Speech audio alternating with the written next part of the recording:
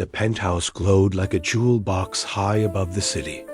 It was a world of soft, expensive light, the clink of crystal, and the low, polite hum of conversations that were more about being heard than being said. The air smelled of gardenias from the massive flower arrangements and the subtle, rich scent of seasoned leather from the furniture. People moved in a slow, elegant dance, their clothes whispering against each other. They were the city's successful ones, the ones whose pictures sometimes appeared in the glossy magazines left on the coffee table downstairs. Elena moved among them, but she was not part of their dance. She was a part of the room itself, like the perfectly vacuumed carpet or the spotless glass doors leading to the terrace.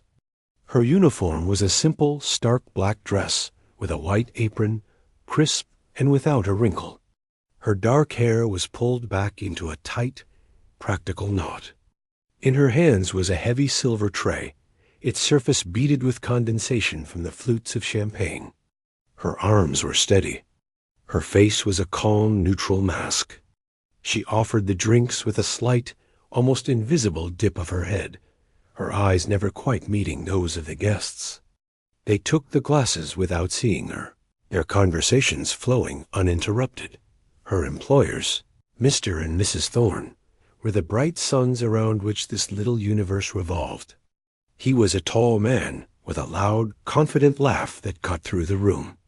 He talked of stocks and golf, his hand resting on a guest's shoulder. She was a masterpiece of careful beauty, her smile fixed and perfect as she guided important people from one group to another, making sure the right people talked to each other. This party was her project, her statement. It was a charity gala. She kept reminding everyone, for the city's symphony. Culture is so important, she would say, her voice light and musical. And in the corner, the reason for the evening's theme stood silent and grand, the piano. It was a beautiful black Steinway, its surface polished to a mirror shine, reflecting the shimmer of dresses and the soft glow of the ceiling lights. It was more than an instrument tonight. It was a symbol, a promise of the refined entertainment to come. A single small spotlight was trained on the closed lid, making it look like a sleeping creature. The guest of honor was the reason for that spotlight. Dr. Alistair Finch, an elderly man with a crown of white hair and sharp, kind eyes, stood near the fireplace. He was a famous concert pianist, a man who had played in grand halls across the world. A small circle of guests surrounded him, hanging on his every soft-spoken word.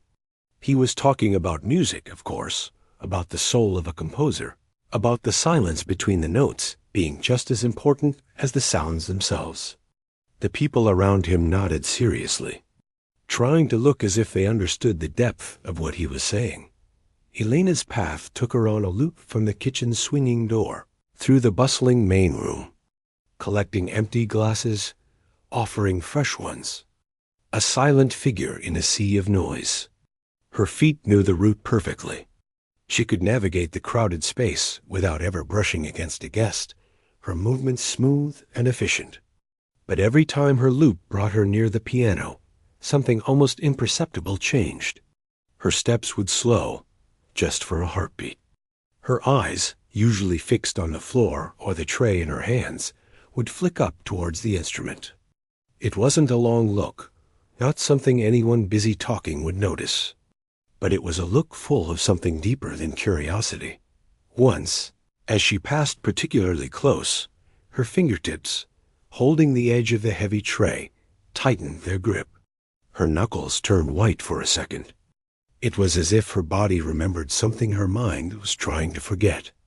The scent of the gardenias and the champagne faded, and for a split second she could almost smell the old, familiar scent of wood polish and felt, of a dusty room with sunlight streaming through a window. Very far away from this shining penthouse. The son of the house noticed. He was a young man, college-aged, leaning against the wall near the terrace door. He wasn't like his parents. He seemed detached from the performance of the evening, his hands shoved into his pockets, watching the crowd with a quiet, slightly bored expression. His name was Daniel.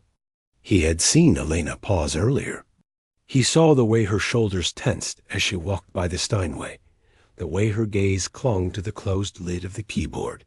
He saw the faint, fleeting tightening of her jaw. It wasn't the look of a servant admiring a fancy object. It was the look of someone seeing an old friend, a friend they were not allowed to speak to. It was a look of pure, aching recognition. Elena, feeling the weight of an unwanted gaze, quickly looked down and moved on, slipping back towards the kitchen. The kitchen was a world of stark light and heat, a chaotic contrast to the cool order of the party. The head chef barked orders. Pans sizzled. Here she was visible. Tray now. More canapes for the East Room. She was a part of this machinery. She refilled her tray with fresh champagne flutes, the cold of the glasses biting into her fingers. She took a slow, deep breath, pushing the piano, the music, the memories, back into the small, locked box in her mind where she kept them. This was her life now. This was real. The other thing, the thing with the keys and the notes and the feeling of getting lost in a sound, that was a ghost. And ghosts did not belong in a penthouse. She pushed the door open and stepped back into the hum of the party. The cycle began again. Offer, collect, move, smile without smiling. She was the maid. She was invisible, and she was determined to keep it that way. The piano sat silently in its spotlight, waiting. The party had settled into its later rhythm. The first wave of excited greetings was over. Now, small groups had formed, conversations diving deeper into business, politics, and the careful gossip of their world. The air grew warmer, filled with the scent of perfume and the rich aroma of coffee now being served on a side table. Elena moved through it all, a silent current in the river of noise. Her tray was heavier now, filled with empty glasses and used cocktail napkins. The delicate, empty flutes clinked together with a sound like faint, broken bells as she walked out near the fireplace. The guest of honor, the old pianist, was smiling politely, but looked tired. The hostess, Mrs. Thorne, stood beside him, her hand lightly on his arm. Her voice, sweet as honey, carried just enough to be heard by those nearby. "Oh, Dr. Finch, you simply must play for us. Just a little something. It would make the evening." The old man gave a gentle, firm shake of his head. He patted her hand. "My dear, you are too kind. But these old hands, they need their rest. And the true music tonight is in your generosity, in the conversations for a good cause." His voice was soft but final. A murmur of disappointment, thin and polite, rippled through the guests closest to them. The grand piano, still spotlit, seemed to look even more silent and important. It was a promise that would not be kept, which made it feel almost sacred. Elena heard this exchange as she passed. A part of her, the part that was still a girl in a room with a different, older piano, felt a pang of sadness. That such an instrument and such a musician would not speak tonight.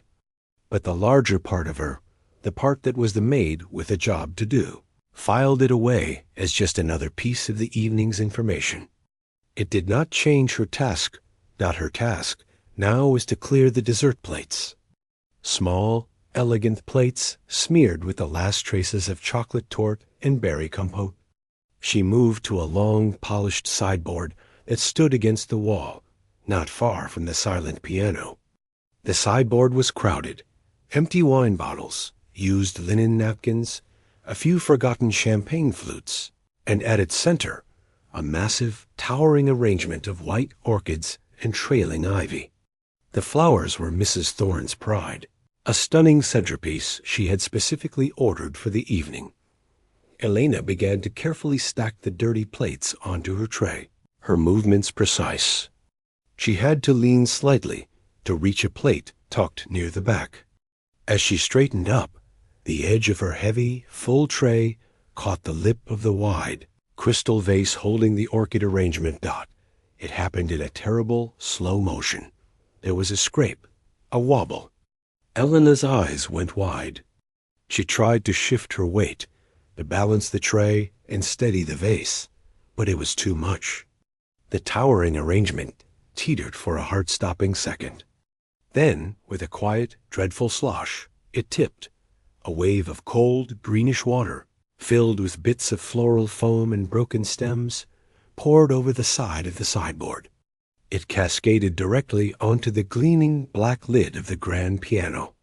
The sound was a slap-a-wet, messy, shocking sound in the middle of the polished, dry conversations. Orchids, their beautiful white petals now bruised and wet, slid and plopped onto the piano and the floor around it. A collective gasp went up from the nearest guests. Conversations died, smothered by the sight of the accident.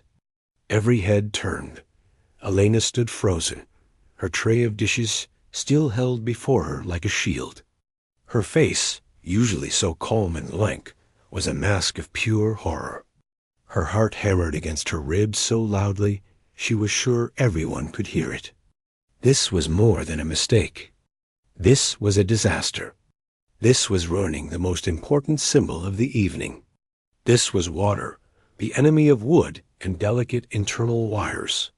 Seeping toward the precious instrument. Mrs. Thorne's hand flew to her mouth, her eyes wide with something beyond disappointment, something like cold fury. Her perfect evening, her beautiful statement, was being ruined by a clumsy Maid. Action broke Elena's freeze. Panic, hot and sharp, pushed her into motion. She couldn't let the water get inside. She slammed her tray of dishes down onto the wet sideboard with a clatter, not caring about the noise now. The only thing that mattered was the piano. She grabbed the linen napkin from her apron, a small, useless thing for such a flood, and rushed the 2 steps to the instrument. With both hands, she did not dab at the lid. Instead, in one frantic movement, she lifted the heavy, main lid of the piano straight up, propping it open. It was the instinctive act of someone who knew what was underneath, who knew the danger was to the strings and the hammers inside, not just the polished wood outside. A fresh murmur came from the crowd at this confident, unexpected move. Water had pooled along the seam where the lid met the body. It was beginning to drip down the side, toward the gap that led to the keys. Elena leaned over the beautiful exposed inner frame of the piano, the golden strings gleaming softly under the lights. She stretched, using her small napkin to desperately soak up the water from the piano's edge. Her movements were frantic, terrified. In her hurry, as she reached to stop a trickle from running down the glossy black side, her right hand, the one not holding the napkin, came down to brace herself. Her fingertips, damp from the spilled water, landed not on the cool wood, but on the smooth, cool ivory of the upper keys. It was an accident. A slip, but it was not a crash. It wasn't the pounding, chaotic noise of someone slamming their fist on the keys. Her fingers, even in panic, fell with the musician's inherent care. They brushed across the surface, from a high note down, a light, grazing touch. The sound that came out was a single, pure, resonant note. It was a middle C, clear as a bell, perfect in its pitch. It hung in the dead silent room. That one note seemed to suck all the remaining sound out of the penthouse. The gasp was gone. The murmur was gone. The distant clatter from the kitchen seemed to vanish. The note filled the space, ringing softly, then fading into an absolute, profound quiet. Elena froze again, but differently this time. The panic over the water was instantly replaced by a new, deeper terror. She slowly straightened up. Her damp fingers left the keys as if they had burned her. She turned, very slowly, to face the room. 60 pairs of eyes were fixed on her. The guests had formed a half-circle, staring. Their expressions were a mix of shock, amusement, curiosity, and, from Mrs. Thorne, a look of icy, silent outrage. The old pianist, Dr. Finch, had taken a step closer. He was not smiling, but his head was tilted, his sharp eyes fixed on her hands, then on her face. He looked intensely curious. No one spoke. No one moved. The air was thick with waiting. The accident with the flowers was forgotten. The spilled water was forgotten. All that existed was the maid, the grand piano, and the ghost of that one perfect, accidental note still echoing in everyone's ears. Elena felt the weight of their stares like a physical pressure. Her apron was stained with water. A piece of ivy was stuck to her sleeve. She was a mess in the middle of this perfect world, and she had just touched the thing she was not supposed to touch. She had broken the most important rule, not of the house, but of her own survival. Stay invisible, stay silent. The son, who had been watching from his spot by the terrace, now pushed himself off the wall. He looked from his mother's furious face to Elena's terrified one, and then to the open piano.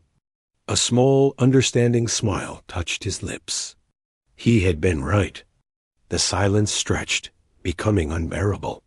Someone had to break it, and the next move would change everything. The silence was a living thing. It pressed in from the high ceilings and the glass walls, filled with the held breath of the crowd. Elena stood as if turned to stone, her hands still hovering near the keys, her whole body screaming with the desire to run, to vanish into the kitchen, and never come out. The damp spot on the piano's edge gleamed under the lights, a small, stupid monument to her clumsiness. But it was the note, that single, clear note, that had done the real damage. It had announced her dot. Mrs. Thorne's voice cut through the quiet, sharp, and sweet as broken glass. Well, that was certainly an eventful way to clean. A few guests let out nervous, polite chuckles, breaking the tension for them, but tightening it around Elena like a vice. "The towel, please, and then you may go and see to the mess in the kitchen." It was a dismissal, a command to return to the shadows where she belonged. But the old pianist, Dr. Finch, raised a hand slightly.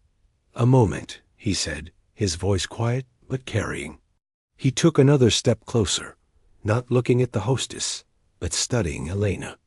His eyes were not angry. They were the eyes of a scientist who has seen an unexpected result in an experiment. "That note," he said. "It was placed, not struck." He tilted his head. "Your hand, may I see it?" Confused, terrified, Elena slowly lifted her right hand. It was trembling. He did not touch it, but he looked closely, at the shape of her fingers, at the way she held it. He nodded slowly, as if confirming something to himself. It was then that the son spoke. He had moved from his spot, and was now leaning against the side of the piano, his arms crossed. He looked at his mother, then at the crowd, and finally at Elena. His voice was calm, conversational, but it filled the space. "He's right," the young man said. "That wasn't a crash. That was a touch." He pushed off the piano and took a few steps into the center of the space, becoming a bridge between the stunned maid and the audience of guests. He had a lazy, confident way of speaking that caught everyone's attention. "You know, I've been watching all night. You've looked at this piano like it's a person you used to know." He turned to face Elena directly. His gaze was not unkind, but it was direct, pinning her in place. "You clearly know your way around a keyboard better than a duster. The maestro is tired. We're all disappointed. So why don't you play something? For real, since you've already started." Another, louder gasp rippled through the room. This was scandalous. This was outrageous. A maid playing the concert grand at the Thornes charity gala? Mrs. Thorne's face went from icy to pale.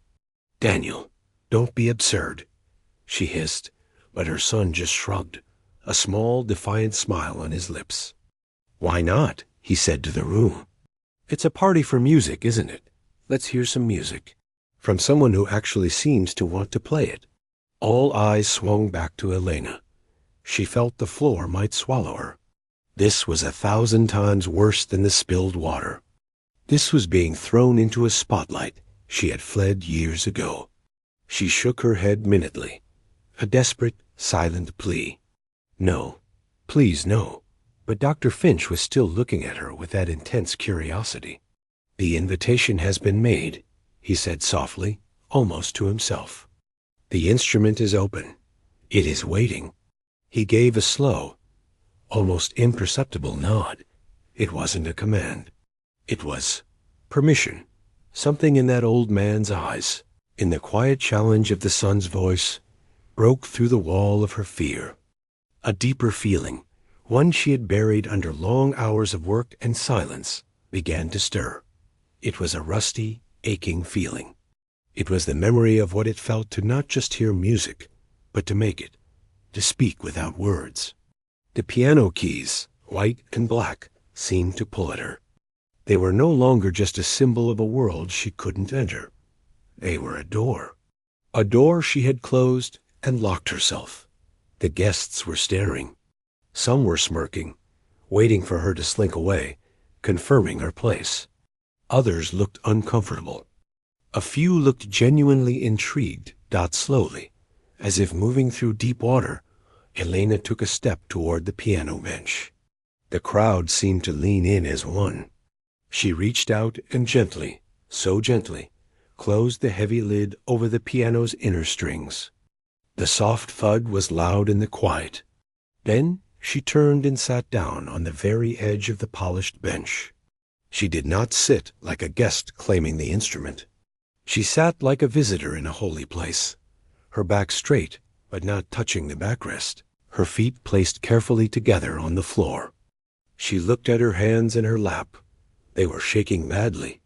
She closed her eyes for a long second, shutting out the sea of faces, the glittering dresses, the expectant silence. In the darkness behind her eyelids, she was not in a penthouse. She was in a small room with a scuffed wooden floor.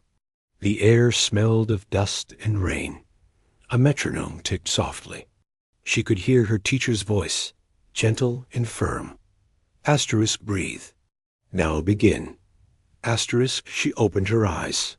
The shaking in her hands had stopped. A strange calm settled over her. She lifted her hands and hovered them over the keys. Her fingers curved naturally, as if they were coming home. And then she began. She did not play something fast or loud to impress. She did not play the cheerful, familiar tunes someone might expect. Her fingers found their places with a soft, sure certainty, and she began Chopin's Nocturne. In E-flat major dot, the first notes flowed out, hesitant at first, like someone remembering a language they hadn't spoken in years. But within a few bars, the memory became fluent. The melody was one of profound, aching tenderness. It was a song of night, of quiet thoughts, of longing, and a gentle, deep sadness. It filled the penthouse not with noise, but with feeling. The change in the room was instant and electric. Every trace of a smirk vanished. The uncomfortable glances turned to stares of wonder. Mrs. Thorne's hand, which had been clenched at her side, slowly uncurled. Her mouth was slightly open. Mr. Thorne, who had been talking business in a corner, turned and walked slowly forward, his drink forgotten in his hand. Elena was no longer seeing them. She was inside the music. Her body moved softly with the phrases, a slight lean into a deeper chord, a small tilt of her head as her right hand traced the singing, heartbreakingly beautiful melody over the left hand's steady, rocking rhythm. Her face, usually so blank, was alive. There was a faint sorrow in her eyes, but also a kind of peace. This was her secret self, the one she had hidden away. And now it was pouring out through her fingertips. Dr. Finch stood utterly still. He was not watching her hands, though they moved with a clean, trained technique. He was watching her face. He was listening not just to the notes, but to the story they told. He heard the hours of lonely practice in those perfectly balanced chords. He heard a life lived somewhere else, in the delicate touch and the emotional weight she gave each phrase. This was not a parlor trick. This was someone speaking their truth. The son watched, his earlier casual defiance gone, replaced by a look of deep respect. He had guessed she could play, but he had not guessed this. This was not just playing. This was a soul being unveiled. The music swelled softly in the middle section, a little brighter, a touch of hope, before falling back into its main tender theme. As Elena played the final gentle chords, letting them fade away into silence, she seemed to shrink back into herself. The connection broke. She was just a maid in a damp uniform again, sitting at a millionaire's piano. For a long moment, there was no sound. Then, Dr. Finch began to clap. Not a polite pattering, but a strong, solid, respectful applause. And the room erupted. The applause was thunderous, genuine, filled with shouts of bravo and beautiful. It was the kind of applause they had been ready to give the old maestro, and now they were giving it freely and with full hearts to her. Elena, jolted back to reality, flinched at the noise. She looked out at the standing, clapping guests, their faces now warm and amazed. She saw Mrs. Thorne, clapping slowly, a confused but impressed look on her face. She saw the old pianist walking toward her, his eyes shining. She had only meant to clean a spill. But she had touched a key, and then she had touched every person in the room. The wall she had built around her old life was gone, blown apart by a nocturne. Now she had to face what was on the other side. The applause washed over her, a warm, roaring wave that made her ears hum. Elena sat on the piano bench, feeling smaller than she ever had. The sound was for her, but it felt like it was for someone else, for the ghost that had just lived in her fingers for those few minutes. She kept her eyes on the piano keys, a safe black and white world she understood. To look up at all, those faces felt like too much. The first person she saw was a pair of polished leather shoes stopping near the bench. She slowly raised her head. It was the old pianist, Dr. Finch. He wasn't clapping anymore. He was just looking at her, and his eyes were wet. He had tears in them, but he was smiling the softest. Kindest smile she had ever seen. He didn't say bravo or wonderful. He just reached out a thin, wrinkled hand and gently touched the edge of the piano right next to her arm. "My child," he said, and his voice was a little rough. That was not just playing. He pulled a crisp white handkerchief from his pocket and dabbed at his eyes, laughing at himself a little. Forgive an old man. One hears so much technically perfect playing. Loud, fast, impressive. But one so rarely hears life. He leaned in a little closer, his voice dropping, just for her. Where did that come from? That story you told? Elena opened her mouth, but no sound came out. The hostess, Mrs. Thorne, was there then, standing beside Dr. Finch. Her expression was a strange, complicated mix. There was still a flicker of annoyance about the spilled flowers, but it was drowned out by a bigger, more powerful feeling, social opportunity. Her maid had just become the star of her party. She saw the way everyone was looking, buzzing with the excitement of a real, unexpected moment. "Elena," Mrs. Thorne said, her voice sweeter than it had been all night. "We had no idea. What a delightful surprise." She put a light hand on Dr. Finch's arm. "You see, Doctor, we encourage all sorts of talents in our home." She sounded as if she had personally given Elena piano lessons. Dr. Finch barely glanced at her. His eyes were still on Elena. "You studied," he said. It wasn't a question. Seriously. "For years. I can hear it in the phrasing, in the weight of your left hand. Who was your teacher?" The question was a key, turning in a lock she had sealed shut. The warmth of the applause was fading, leaving a cold, nervous feeling in her stomach. She looked from the maestro's earnest face to the curious, staring crowd that had pressed closer. The son was there too, at the front, listening quietly. There was no going back to being invisible now. The truth was the only thing left.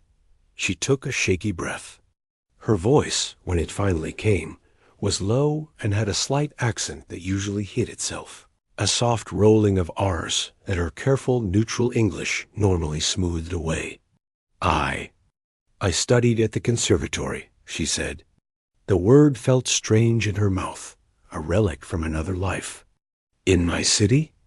Back home. And where is home? Dr. Finch asked gently. She told him. The name of the city, a beautiful, ancient city most people in the room had only seen in news reports years ago. A few of the older guests nodded slowly, their smiles fading into looks of understanding and pity.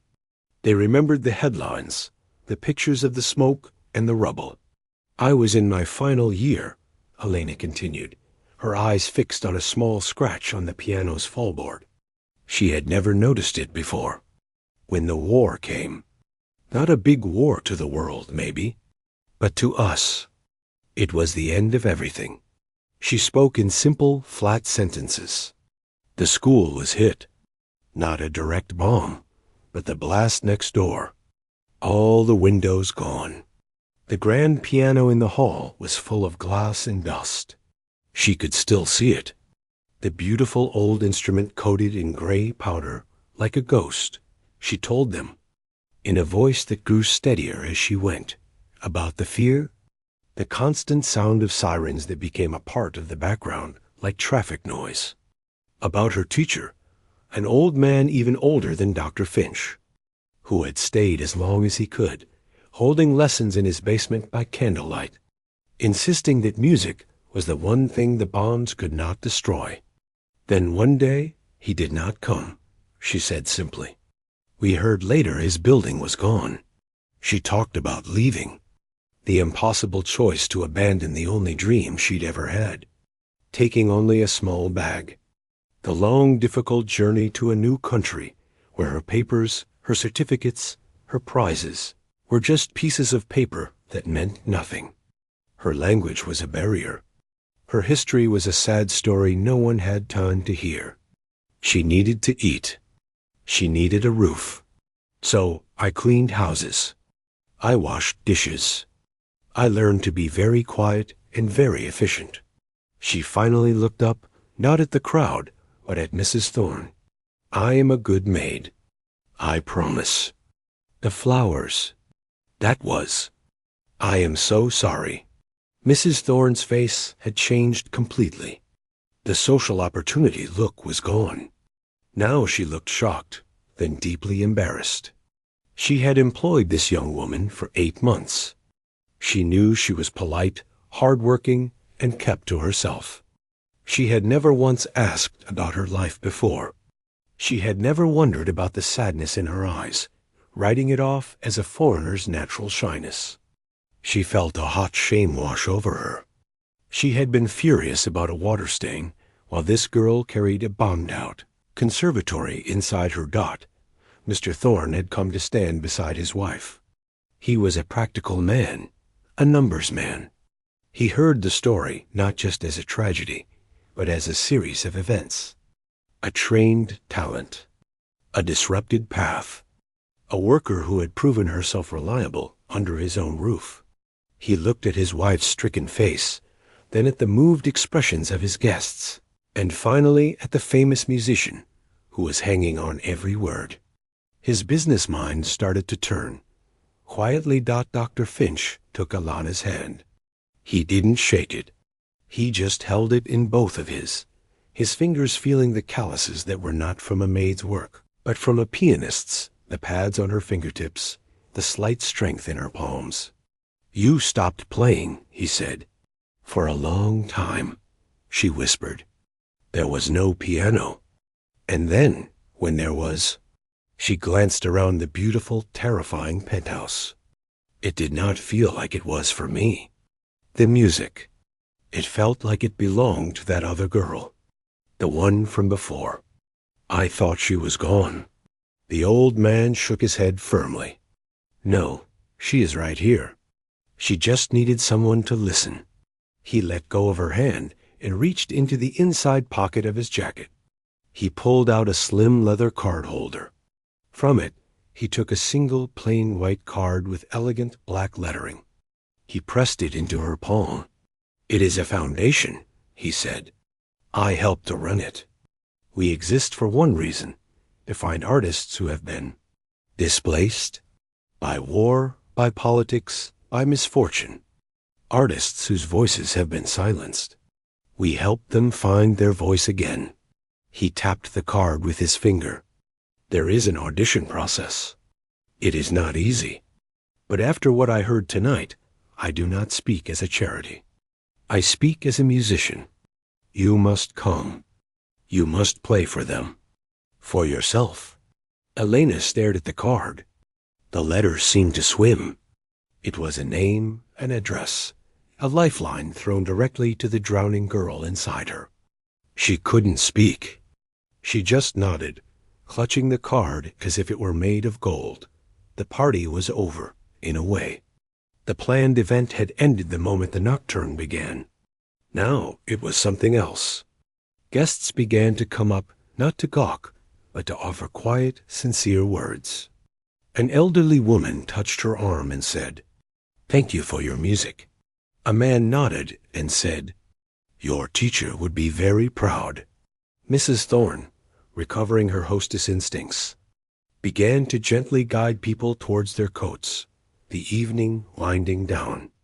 But her movements were different. She kept looking at Elena, a new, thoughtful, almost guilty expression on her face. Elena stood up from the bench. Her legs felt weak. She still had a job to do. There were still spilled flowers, a wet tray, a kitchen full of dirty dishes. She started to move towards the mess on the sideboard. Her maid's habits kicking in automatically. The sun stepped into her path. He shook his head. "No," he said quietly. "Not tonight." He took the empty tray from her numb hands. "Go, put that card somewhere safe." She looked at him. At this young man who had seen her when no one else did. Who had pushed her into the spotlight, not to be cruel, but because he knew, somehow, that she needed to be seen. She gave him the smallest nod of thanks, turned and walked, not to the kitchen, but towards the staff hallway that led to her small room. The card was warm in her hand. The ghost of the music still echoed in her bones. The girl from before was not gone. She was awake. And for the first time in a very, very long time, Elena was afraid, but she was also quietly hopeful. The week that followed the party was the strangest of Elena's life. The big penthouse felt different. The silence wasn't just empty anymore. It felt like it was waiting. She went through her usual routines, dusting the shelves, polishing the silver, vacuuming the vast carpets, but everything had a new charge to it. The other staff members, the cook and the part-time cleaners, looked at her differently. There was a new respect in their eyes, mixed with curiosity. They had heard the story, of course. It had swept through the building like a breeze. They didn't ask questions, but they gave her space. Mrs. Thorne was the most changed.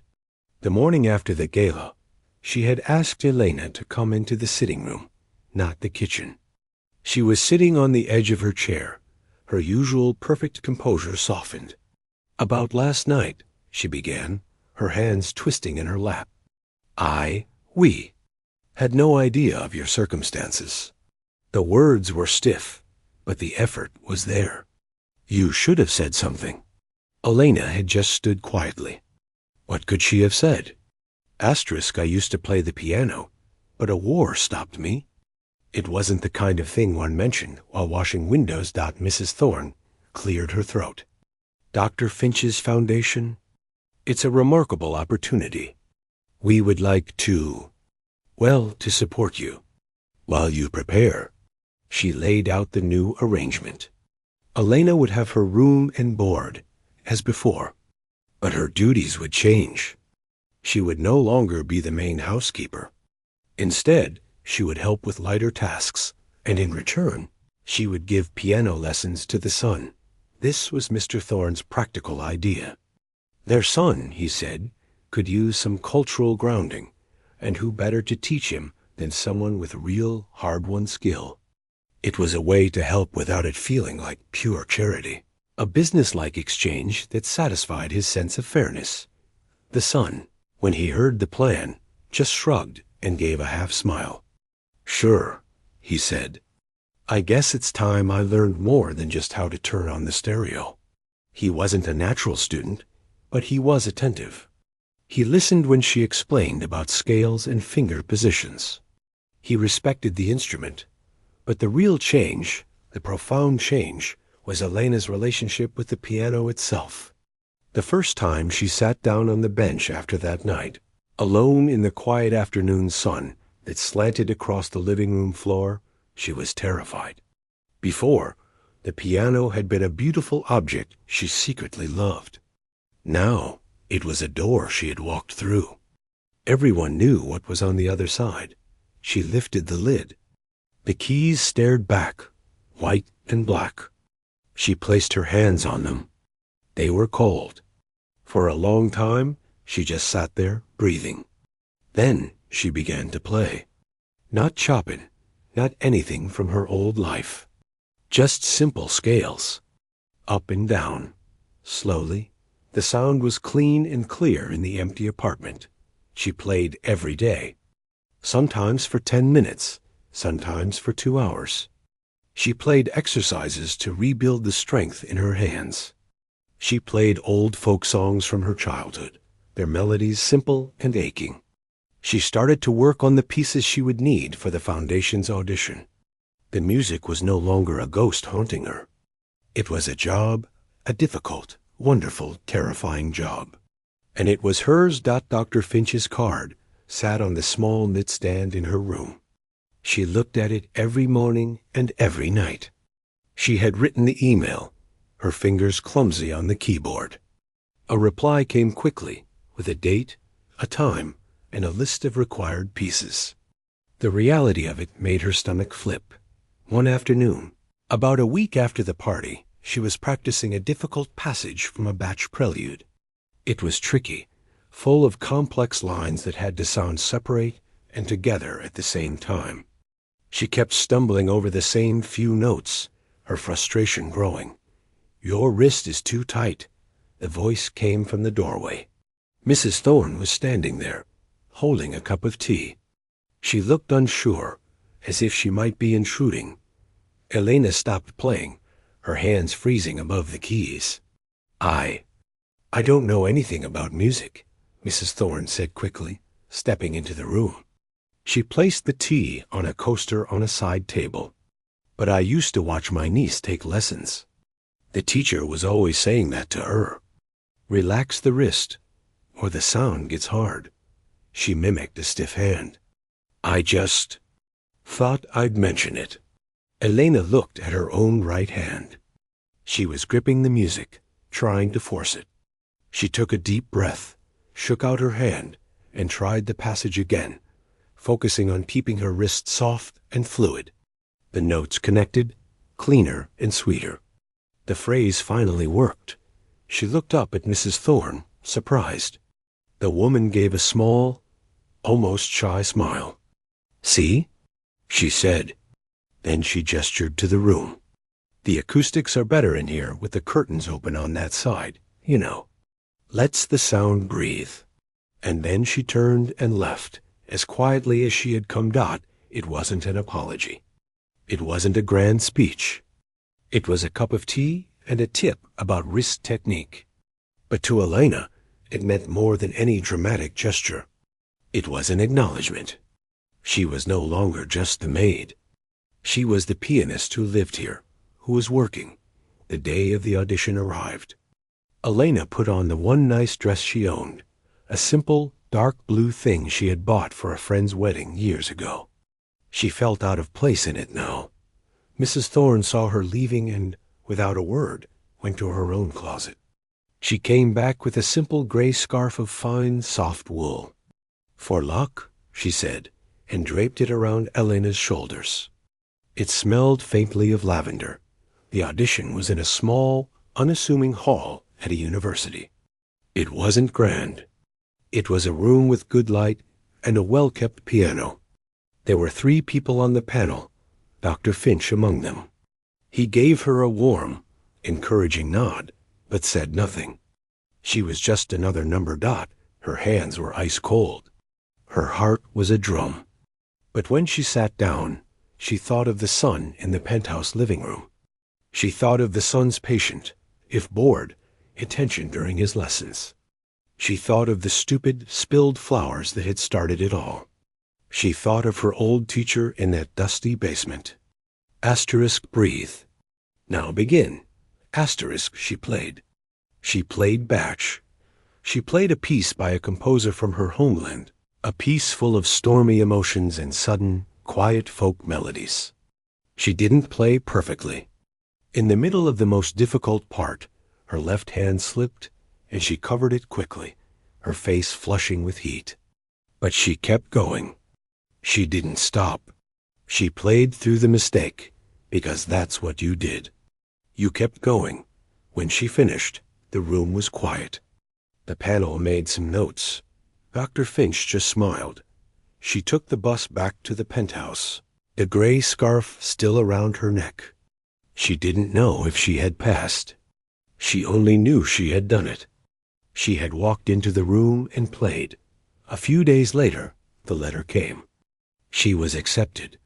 The foundation would provide a small stipend, mentorship, and most importantly, a place in a community of musicians. They had a practice space she could use. There was a path, a real one, made of sheet music and effort, not luck or charity. That evening, she made a simple dinner for the family, as she sometimes did. They ate in the kitchen, a more relaxed meal than the formal dining room allowed. Mr. Thorne asked about her plans. The son joked that now he'd have to get a real piano teacher. Mrs. Thorne passed her the salt and said, "The scarf suited you." Later, after cleaning up, Elena went to the living room. The piano lid was open. She sat down and played, not for an audition, not for an audience, not to prove anything. She played for the joy of it. A simple, happy piece by Mozart. The notes danced in the air, light and free. From the hallway, Mrs. Thorne paused, listening. She didn't come in. She just stood there for a moment, then moved on, a small, content smile on her face. In his room, the son put down his book and listened until the piece was finished. Elena's hands still worked hard every day. But now, they were not just hands that cleaned and carried. They were hands that remembered and hands that dreamed. The music that had been trapped inside her, hidden like a secret, now had a place to live. It lived in the penthouse. It would live in the practice rooms of the foundation. And one day, it might live in a hall of its own. The melody was no longer a memory. It was a future, one note at a time.